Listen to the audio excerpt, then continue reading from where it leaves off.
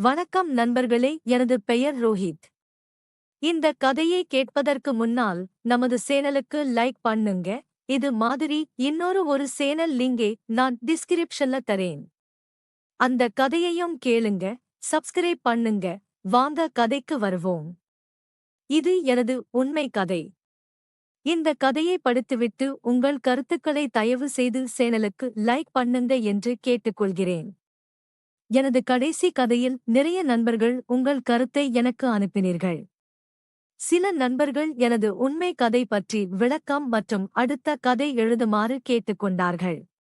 ரொம்ப நன்றி. எங்க அம்மா லலிதா ஒரு விதவை. நான் சிறுவயதாக இருக்கும்போது என் அப்பா மது புகைக்கு அடிமையாகி ஹார்ட் அட்டாக் வந்து இறந்து போகிவிட்டார். அதற்குப் பிறகு அம்மா லலிதா வாழ்க்கை இளம் விதவை ஆகினாள். இந்த கதை ஆரம்பிக்கும் போது எனக்கு 25 வயது, அம்மா லலிதாக்கு 38 வயது இருக்கும். வீட்டில் நானும் அம்மாவும் வாழ்ந்து வந்தோம். என் அம்மா லலிதா சமூகத்தில் ஒரு இளம் விதவையாக வாழ்ந்து வந்தாள். லலிதாவின் அழகுக்கும் நிறைய பேர் கபடி விளையாட நினைத்து இருக்காங்க. நான் 24 வயதில் என்னை பார்க்க நல்ல நெடு வளர்ந்து மீசை தாடி இருக்கும், நல்ல பார்க்க கல்யாணமான ஆண் மாதிரி இருப்பேன். லலிதாவை பார்க்கும்போது அவள் காலேஜ் மாணவி மாதிரி இருப்பாள். அவளை பார்க்க வயது ஆனவங்க மாதிரி தெரியாது. எங்கள் தெருவில் யாரும் பார்த்தால் என்ன ஜோடியாக கிளம்பிட்டீங்க என்று அக்கம் பக்கம் உள்ள மனிதர்கள் சொல்லுவார்கள். அம்மாவின் சில தோழிகள் என் அம்மா லலிதாவிடம் விளையாட்டா பேசுவார்கள். லலிதாவும் அம்மாம் இவன்தான் என் புருஷன் போங்கடி என்று சொல்லுவாள். ஒரு நாள் நானும் அம்மா லலிதாவும் கோயிலுக்கு போனோம். அம்மா லலிதா அர்ச்சனை பொருள்களை வாங்கும்போது பூவிக்கும் ஒரு பாட்டி, தம்பி உன் பொண்டாட்டிக்கு பூ வாங்கிக் கொள்ளுமாறு சொன்னாள். லலிதா அம்மா காதில் கேட்டாள். நான் பாட்டி சும்மா இருங்க என்று சொன்னேன். பாட்டி என் அம்மாவிடம் நீயும் உன் புருஷனும் நல்ல சாமிடம் வரம் வேண்டுங்கள் என்று சொன்னாள். லலிதா அம்மாக்கு மிகவும் கோபமாச்சு. கோயில் உள்ள போன போது கோயில் பூசாரி என் அம்மா லலிதாவிடம் உங்க வீட்டுக்கார முன்னாடி வர சொல்லுங்க. லலிதா அம்மா என்ன சாமி பூசாரி, அதாம்மா உங்க புருஷன் நிற்கிறார், புருஷனை அழைத்துக்கிட்டு முன்னாடி வாங்க என்று சொன்னார். என் அம்மா லலிதாவை பைக்கில் வீட்டுக்கு செல்லும்போதே ஒரு கடையில் டீ குடிச்சோம். அப்போது ஒரு பெண் அம்மாவிடம் அவள் பிள்ளைக்கு சாப்பாடு வாங்கி கொடுக்குமாறு கேட்டாள். அம்மா வாங்கி கொடுத்தாள். அந்த பெண் எங்களிடம் அம்மா நீங்களும் உங்க புருஷனும் 100 வருஷம் வாழணும். நான் என் அம்மா லலிதாவிடம் என்னம்மா சிரிக்கிறீங்க, சொல்லுமா என்று கேட்டேன். அவளும் ஒன்னும் இல்லை, பைக்கே ஓட்டுடா என்றாள். நான் பைக்கை நிப்பாட்டி சொல்லுமா என்றேன். அவள் பைக்கை எடு சொல்கிறேன் என்றாள்.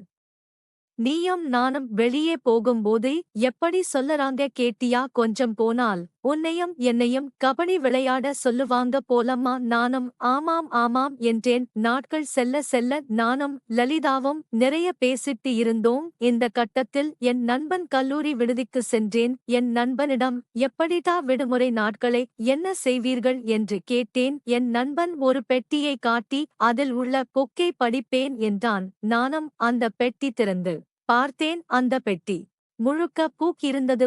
முதலில் அந்த புக்கை பார்த்தபோது அதை படிக்க வேண்டும் என்று நானும் என் நண்பனிடம் ஒரு புக் கொடுக்குமாறு கேட்டேன். அவன் பெட்டியில் இருந்து எடுத்து கொள்ளுமாறு சொன்னான். அப்போது எப்படி கபடி விளையாடுவது என்று இருந்தது. அந்த புக்கை எனது பேக்கில் வைத்துக் கொண்டு வீட்டுக்கு வந்துவிட்டேன். அந்த புக்கை நான் வீட்டில் எடுத்து பார்த்தபோது நல்ல பிரிண்ட் புக். அது லலிதா அம்மா கிட்ட நான் ஹாலில் படித்துவிட்டு வருகிறேன், நீங்கள் உறங்கிக் கொள்ளுமாறு சொன்னேன். லலிதா சென்று தூங்க ஆரம்பித்தாள்.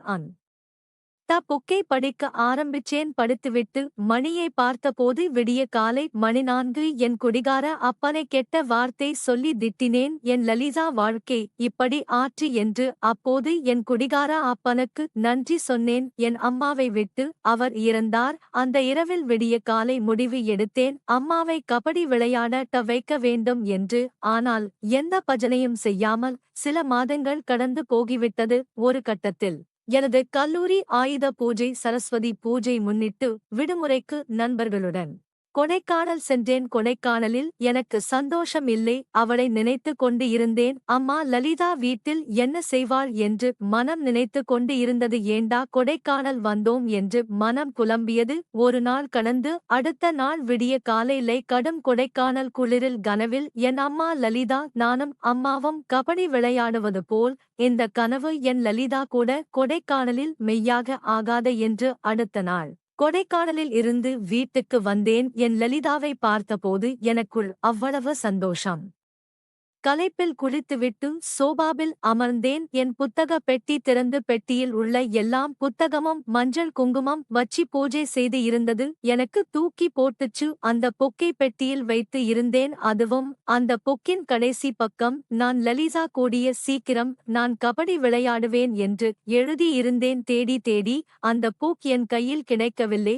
அம்மா லலிதாவிடம் எப்படி கேட்பது? கொஞ்சம் என் சிந்தனையில் அவள் புக்கை படித்து இருப்பாளோ? நானும் என் மனதை தைரியப்படுத்து கொண்டு இருந்தேன். அவளும் என்னிடம் எதுவும் கேட்கவில்லை. அடுத்த நாள் காலை ஆகிவிட்டது. காலையில் அம்மா லலிதா என்னிடம் வயிறு வலிக்குது என்றாள். மதியம் அம்மா லலிதாக்கு அதிகமாக வயிறு வலிக்குது என்று சொன்னாள். எனக்கு கஷ்டமாக ஆச்சு. உடனே அம்மாவை ஒரு பெரிய மருத்துவமனைக்கு அழைத்து சென்றேன். அவள் கைகளை பிடித்து கொண்டு சரியாகிவிடும், தைரியமாக இருங்கள், நான் உங்களுக்கு இருக்கிறேன் அம்மா என்ன கைகளை பிடித்து கொண்டு அழுதாள்.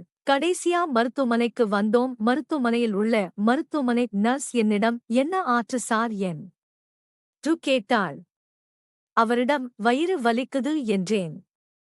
மருத்துவமனை சீட்டில் உங்கள் மனைவியின் பெயர் சொல்லுங்க. நானும் லலிதா என்று சொன்னேன். லலிதா அம்மா என் கைகளை இறுக்க பிடித்தாள்.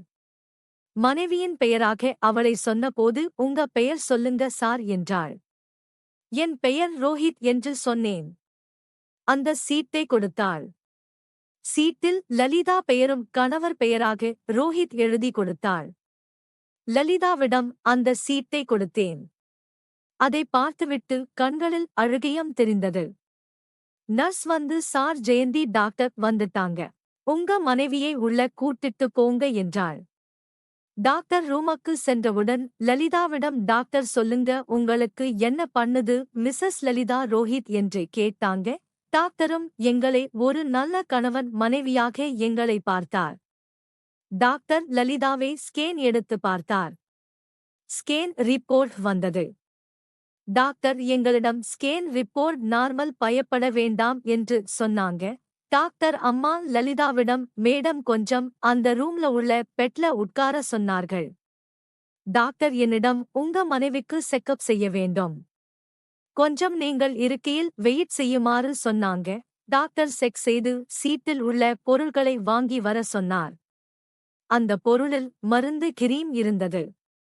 நான் டாக்டர் ஏன் எல்லாம் எதற்கு என்று கேட்டேன். என்னை கொஞ்சம் வெயிட் பண்ணுங்க என்று சொல்லிக்கொண்டு நர்ஸ் கொஞ்சம் வாங்க என்று இருவரும். டாக்டர் ரூமை விட்டு வெளியே வந்து என்னை கூப்பிட்டு டாக்டர் என்னிடம் உங்க மனைவியிடம் ஸ்கேன் பண்ணணும் என்றார். கடைசியாக சம்மதிக்க வச்சு ஸ்கேன் செய்து பார்த்தோம். ஸ்கேன் செய்து பார்த்ததில் ஒன்றும் பிரச்சனை இல்லை, ஆனாலும் நீங்க கபடி விளையாடினாதான் இது சரியாகும் என்றார். உங்களுக்கு கொடுத்த மருத்துவ குறிப்புகளை செய்யுமாறு உங்கள் மனைவியை நாளை காலை 10 மணிக்கு டிஸ்சார்ஜ் செய்து கொண்டு நாளைக்கு கார்த்திகை திருவிழா. ரோஹித் உங்கள் வீட்டில் உங்க மனைவியை 3 நாட்களுக்குள் பஜனை பண்ணுங்க. கார்த்திகை நாள் திருவிழா அன்று மதியம் 2 மணிக்கு வீட்டை அடைந்தோம். எனக்கு அவ்வளவு சந்தோஷம், ரொம்ப சந்தோஷமாக இருந்தேன். லலிதா என்னிடம் ரோஹித் இங்க வாங்க, என்ன அம்மா உனக்கு அம்மா என்றல் பிடிக்குமா? ஆமாம் அம்மா, நீங்க டாக்டரிடம் சொன்னது போல் உன் அம்மாவை கபடி விளையாடும். சரி என்று கபடி விளையாடினோம். வீடு முழுக்க சுண்ணாம்பு அடித்து வைத்தோம். இதுபோல் தினமும் நான் கபடி விளையாடினேன். தொடரும்.